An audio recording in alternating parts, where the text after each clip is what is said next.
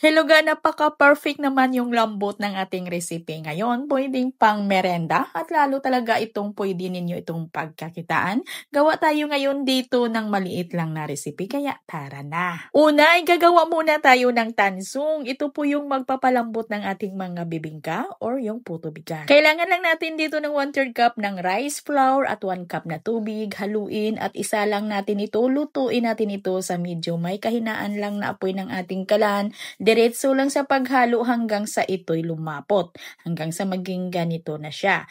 At pag ganito na, isit aside muna, palamigin muna ng konti, gawa muna tayo ng ating rice mixture. At ito yung gagamitin natin ngayon na rice flour, at ito din yung gingamit natin sa paggawa natin ng tanzung. So dito sa ating mixing bowl, maglagay ng 1 cup ng white sugar, at ito yung 2 cups natin na rice flour.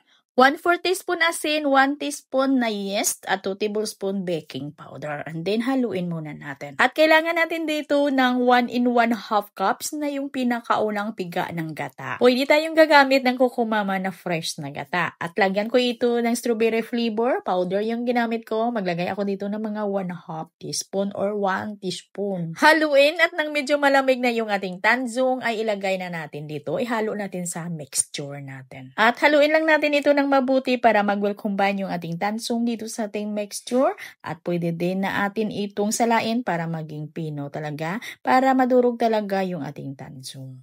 At i-rest mo muna yung mixture natin ng mga 40 minutes. At ito na mga pagkalipas ng 40 minutos ay nagbubbles yung mixture natin, ay haluin muna natin ito para makuha yung mga air bubbles bago natin dito ilagay sa ating mga molder. Gumamit lang ako dito ng dahon ng saging. At lutuin natin ito sa steamer at kumukulo na yung tubig bago natin ito isalang, at niluto ko ito sa loob ng 15 minutos sa pinakamalakas na ng apoy ng aking kalan. Grabe ka, ang bango, ang lambot at talaga namang nakakatakam. Ang sarap talaga nito ipare sa kape.